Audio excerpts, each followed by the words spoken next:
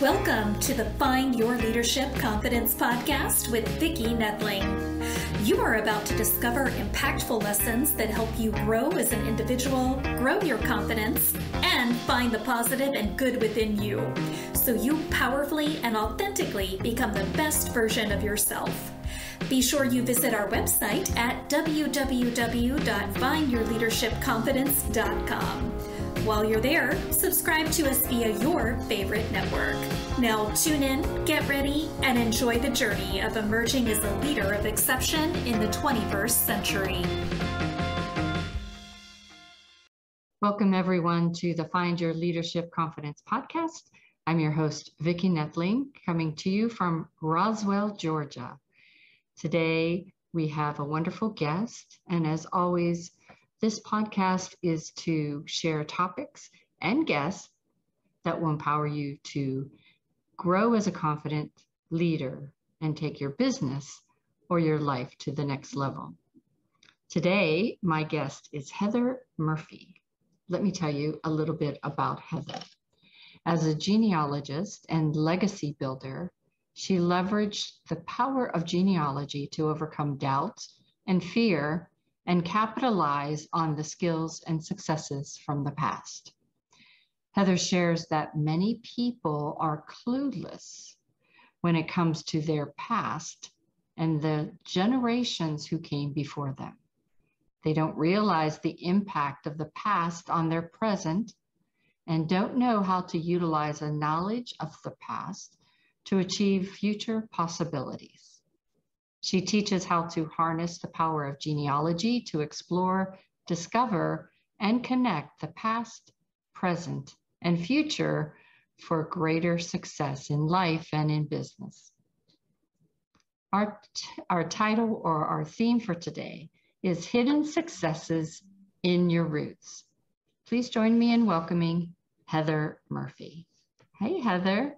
Hi, Vicki. It's great to be here with you. Great to be with you. You know, in these past several years, not just the past two ones that will go down in history, but past many years, the whole idea of getting to know your roots has really been, I think, caught as wildfire. And it's quite interesting to know and to understand where you've come from. But before we get into the hard questions, the meat of the interview, tell everybody, where do you call home? Where do you live? I currently live in Washington State, in the dry part with sagebrush that nobody ever actually realizes is part of Washington. So is it then more east of the ocean? It is on the east side of the Cascade Mountain Range, and so we're on the dry side. Yes, because the other side is quite beautiful. Yes. I will say it's quite green and beautiful, but it is a little wet. Awesome. So how does learning about our ancestors help us to develop a deeper self-identity? Well, when you think about yourself, you're made up of your beliefs and behaviors on things that come up internally and external factors. And a lot of times people don't stop and think how much the past generations actually affect their current life.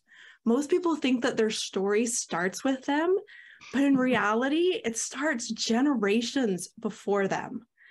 And so you have these beliefs passed down, these behaviors that one generation might have really needed. If you have a certain ancestor that grew up as a child during the Depression, they were going to get certain behaviors and beliefs because of that, and then pass those on to future generations. Yeah. And certainly you can do some introspection and think of your own beliefs, but what if you looked at the generations before you to see if you could see where that story started? So true. You know, when you first started, I thought of the saying that I used to tell my daughters all the time is I'm going to buy you a t-shirt, but the world does not revolve around you, that there's more to it. And I come from a large family, and so I can really respect a lot of what you just said. In what ways can family history research increase confidence in ourselves and in our future? One of the best things that we can get from the past is being able to get a better perspective. So if you're just looking at the world today, you think it's going to end. We have all these bad things happen. We have war, we have disease, we have all these negative, we have news cycles that are on 24 hours of just doom and gloom. But what if you looked at your great-great-grandparents or great-grandparents, somebody who was alive during World War I? Certainly they thought the world was coming to an end. What was going to happen? You have war, you have the Spanish flu, you have all these things that were telling them life can't keep going on this way. Like, the world is ending. But when you can look at the past, you can see that that didn't necessarily happen. And you can look at your ancestors' stories. If you know their stories, how did they cope? How did what did they do to get through when 3 of their 4 children went off to war? What did they do to fill their time? How did they cope with that? And you can look to the past to find confidence in your ancestors and say, if my ancestor did that, then surely I can do what my life has me do. I interviewed a woman once who was going through a really tough time with depression and anxiety, and it kind of threw her life out of whack. Her plans that she had, she was in her early 20s, just kind of got put on hold a little bit, and she was really struggling. And one of the things that got her through that was learning about her ancestor. And she learned about a great-great-grandmother from Hawaii who immigrated to the United States by herself because her husband died right before they were to leave. So she crosses the ocean by herself. She crosses desert and prairie by herself, starts in a new community, deals with leprosy, with racism, and still lived her life the way she wanted to, the best she could. And so this woman looking at her ancestor says that resilience, that power, that strength, that confidence in herself flows through to me too. And so she used that ancestor's example to give herself confidence in her own abilities to overcome her own challenges.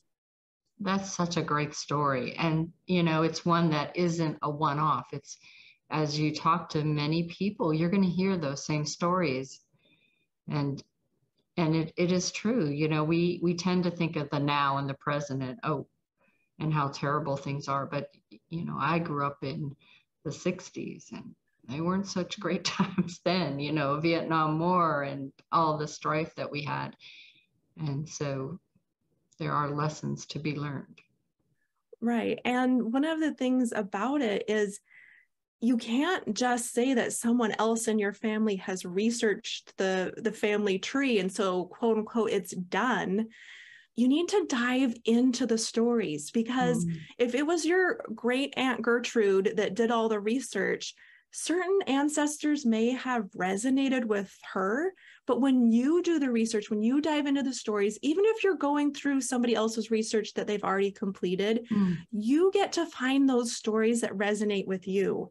And even at different periods in your lives, different ancestors will mean something different to you. Like as a single 20-year-old versus a 40-year-old with 3 kids, it's your ancestors' stories application to you and what you can gain from them can change, but you have to be the one that's looking and learning those stories.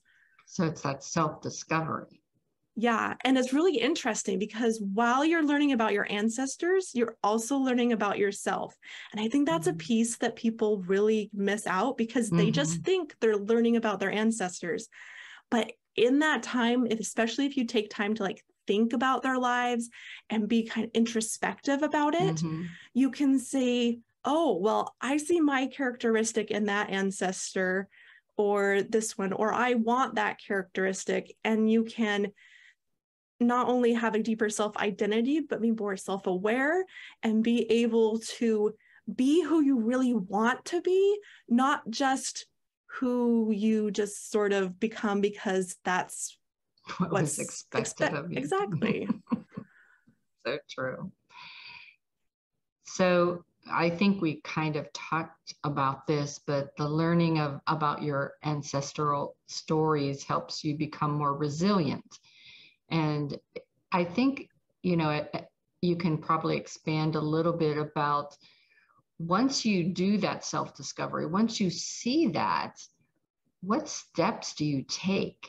Is it a pivot or, is individual, I would imagine, but, what have you found from people that you've worked with that once they had that revelation, what did they do next? It's just really interesting how it opens your eyes to things that you couldn't see before. We all see ourselves a certain way, and we also see the world in a certain way. But one of the great things about researching your family is it gives you a broader perspective. So you can look at things and situations in ways that you hadn't before. And it can be really subtle, and it's kind of like a mindfulness practice. You practice this. It's not like you sit down one day and you read a family history book and you're like, okay, I'm good. It's that constant, like, okay, being more aware of the ups and downs in life and looking at different people's ancestors' lives. And some start high and they go down, and some start down and they go up, and most of them go up and down and up and down. And so that you can get that perspective. Emory University did a study of teenagers right around the time of 9/11. It just happenstance that that's the way it worked out. And they found that children and teens who had an understanding of where they came from, their family story, their family narrative, were more resilient when 9/11 happened. They knew that they were part of something bigger than themselves. They knew that they have those up and downs. They had a greater self-esteem and more confidence in themselves, so they were able to get through things and challenges in a better way that people who didn't have that were able to. And it's just amazing how sometimes we don't even think about the past, or the majority of Americans don't even know their great-great-grandparents' names. And how much it can add to your life to have that sense of community, that sense of family, that sense of belonging that so many people want. Probably could have a whole show on the aspect of people that are adopted and how they go through life missing something. There's something just off. I need something, and that, knowing not just who your mom or your father were, but that whole lineage would be just comforting, I think. Yeah, I've interviewed several people who were adopted, and one woman explained it like learning her birth family and that heritage was like her head was finally connected to her body. And then another gentleman I just interviewed this week, he learned out that his grandmother was first cousins with Harriet Tubman. And so that completely changed his perspective about himself. His business is all built on the same ideas and vision that Harriet Tubman had. Oh, wow. Because he's like, my ancestor and her shared the same grandparents. We have the same blood in us. I can do great things just like she did. Oh my gosh, that's awesome. So how will spending time with our family tree improve the relationship with our living families? as you get more curious about your ancestors and you learn about them and you think about why. Now, records don't always tell us why people did things, but you're allowed to use your imagination, especially if you're not like writing it as fact, but use your imagination. What did those people's life? How did different events affect them? And kind of make them more personal. And as you do that, the interesting side effect of that is that you start looking at your living family members in the same way. If someone does something, you're like, okay, now why did they do that? For instance, I was refinishing my son's room and my dad called me right in the middle of it. And I told him what I was doing. And he made the comment, I'm so glad that your sisters and you do these kind of projects. Your brothers just hire it out. And so I could just choose to think that's just an offensive comment, like maybe I do this on my own, then I do hire something else out, or what's wrong with hiring something out? But I paused and I thought about his life. And he worked as a laborer most of his life. And so his value was in doing things himself. He, if he couldn't do it, our family couldn't pay for someone else to do it. Other people paid him because of his ability to do things himself. And so I can see then and not take offense and not judge him for it, but have more understanding of that's the way he's learned to interpret the world. And I could recognize that. And then I can also choose something different if it doesn't fit for what I want. And then also in developing just relationships, you can go on ancestry.com, and especially if you can search for other people's family trees that are related to you, and then you could message them and get to know people that you didn't know, but you are related to, or take these DNA tests and it tells you have the same second great grandparents. And your sense of family just expands. I was just at a family reunion where the youngest generation were fifth cousins. And that's so distant, like 5 generations ago, you had a common ancestor, but it pulled everyone together. And there's so many stories of people who didn't have much family that they knew of, and then they get into family history and they connect with these second cousins, and they're just so grateful to have that family connection. And then another way is just being able to communicate with different families, having something to talk about. Say, here, I found this picture. Everybody tell me their memory of that picture. And all the stories are different, but it's something that you can gather around and have a conversation about and connect over. Yeah. I was so fortunate growing up. My mom's family had a family reunion at my grandmother's house, and we had over 200 people that would come. And as you said, it was 4th and 5th generation people that, that's the only time I ever saw them, was that one time, but just sitting around listening to the stories of those older generations, especially, and the value of that. It was just a great memory to have.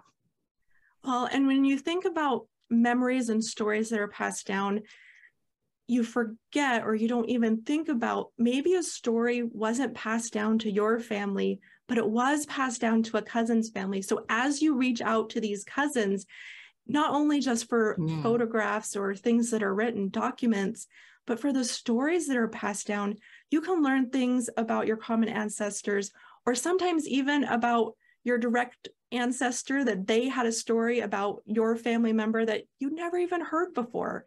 You'd miss out if you didn't reach out. So cool. But we talked about all this cool stuff. Is there anything negative that we would find in our family history that we should be aware of? Well, that's just kind of one of the risks of delving into family history, especially if you choose to go the DNA route. Sometimes you find things in your family that are unexpected. I had somebody reach out to me one time and they said, hey, looks like we are in a DNA match, but I can't figure out how we're related.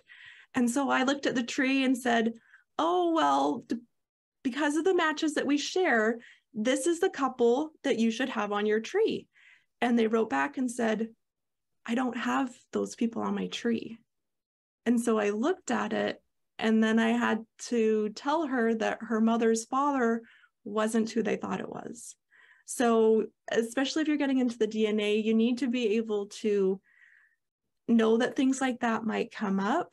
Mm-hmm. And how are you going to handle it? And it's going to be different for everyone. Mm-hmm. Another person I talked to, she was partly raised by her grandfather. And after his death, she was going through some of his things and found a journal from the 1940s and learned that he was part of the Nazi Party. Mm. And he was working as a doctor in Berlin at the time and helping people during the war, but she actually just put it on the shelf and she left it for decades. Just, she couldn't process that at the time. And when the time was right for her, then she was able to pull it off. Okay, let's read through here. Let's do some other historical research and talk to experts in the time period and find out what was going on for him in that time and kind of put him in his time and place and kind of reconcile some of those thoughts and feelings. So for some people, they can be like, okay, let's just learn all the stuff. Let's deal with it head on. But some other times you may need to just set it aside for a while, especially if it involves living people, that you have to be considerate of their experiences and how different things may affect them. Mm-hmm. Very good advice. So we are just zoomed by this whole interview. I'm on my last formal question before rapid fire. You seem quite young, but what advice would you have given your 20-year-old self? I think I would have told her that you have more impact than you realize.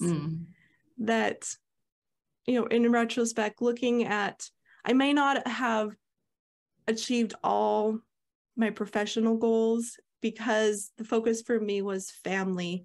But as I look back and I can see everybody that I've impacted them, and then because of those experiences, I can make an even bigger impact in the future. Absolutely.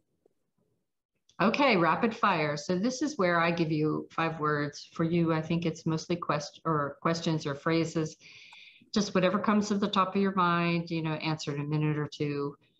No wrong answers. So what is the best part of exploring family trees? Having a deeply rooted sense of who you are, that the world with its social media and pressures on every side, that you cannot be swayed. You know who you are. Very cool. How did you get started knitting lace shawls?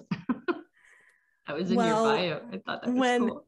Yeah. So when my son was toddler age and I go around to the parks with him, I needed something to do. So I started learning how to knit. And we went to the library one day and the local knitting group had put these lace shawls up on the wall as a display. And I remember thinking, oh, I will never be able to do something. Those are just amazing. But then one day I tried and I just did it line by line, instruction by instruction. And I love making them now. They're so amazing to make. Very cool. Do you put them on Etsy or anything? No, I don't, because they take a long time to make. So I've made wedding shawls for family members. And then other than that, I just do it for myself. Yeah. I know my grandmother used to do baby shawls and things like that. And it was, that's all, you have a baby, you can have one, but other than that, you're not gonna. Yeah. What is the best thing about taking care of your Welsh harlequin ducks? Okay, who else out there has harlequin ducks? I just want to know. Send me in comments. Well, the best thing, we let them free range in a large area in our backyard, is just to watch them waddle around and like run after each other, and they're just very entertaining. What made you buy them? We just moved to the house, and the first year we had slugs and snails eating our garden, and I didn't want to use pesticides, and chickens don't eat those. So we ended up with ducks, and they're actually my first pet I've ever had. Too cool. All right. What is it like listening to your teenager as he discusses quantum physics or quantum mechanics? I do a lot of smiling and nodding and pretending like I am engaging with him. But if he asks me anything, maybe I can tell him 2 or 3 words that he said, but that's where that ends. Oh, these are things he'll remember whenever you're sitting around telling all those stories to the generations after you. Absolutely. What is the next big thing for you? The next big thing for me is just getting the message out there that family history is not just a puzzle to put together. It's not just something to do when you have a little bit of spare time. It's something that can fundamentally change your identity, your understanding of your identity, which can transform your future. That's so good. Well, it is now time for me to share my screen. So this is the warning to everyone that is just listening in to grab a pencil and paper. So Heather's contact information is, her website is at heathermurphy.com, heathercmurphy.com. That's HEATHERMURPHY with that C in between, HEATHERCMURPHY.com. At Facebook, she's Miss Heather Murphy, as well as Instagram and Twitter and LinkedIn. So you can find her on all of those social media by just searching for Miss Heather Murphy. I'm going to let Heather talk to you a little bit about the gift she has for all of those that are listening in that want to know more. All right, so I have a workbook for you called Success is Found in Your Roots. And in this workbook, you'll be able to go through what success means to you, what things are you aware of that are blocking that success, and then dive into your family tree of those ancestors that you know, finding out why you think they were successful in different aspects of their lives, and seeing how their success, or maybe lack of it in different areas, affects your current situation and how you can move forward and make your best future possible. Wonderful. So I want to just thank you, Heather, for a very interesting interview. We learned a lot. It is a subject that, as I said at the beginning, is intriguing to many people. I think that we all will be better folks if we know a little bit more about our past and those that made us who we are, really. There are tips and tricks and tools that she shared with us tonight. I would encourage you all to go to her website and grab that workbook. Please, if you do, feel free to come to my website or my Facebook page to tell me what you thought of Heather's workbook and what did you think of this interview. Let us know, share and like Heather's sites. Go on her Facebook site, ask her about those ducks, look for those pictures of them. As always, I'd like everybody to remember that life is a journey and it's up to you to enjoy the ride. This is Vicki Noethling signing off. Thank you for tuning into the Find Your Leadership Confidence podcast with Vicki Noethling, where we share impactful lessons that help you grow as an individual, grow your confidence, and find the positive and good within you so you powerfully and authentically become the best version of yourself. Remember to visit our website at www.findyourleadershipconfidence.com and enjoy even more great episodes like this one. Again, while you're here, subscribe to us via your favorite network. We look forward to seeing you next time on the Find Your Leadership Confidence podcast.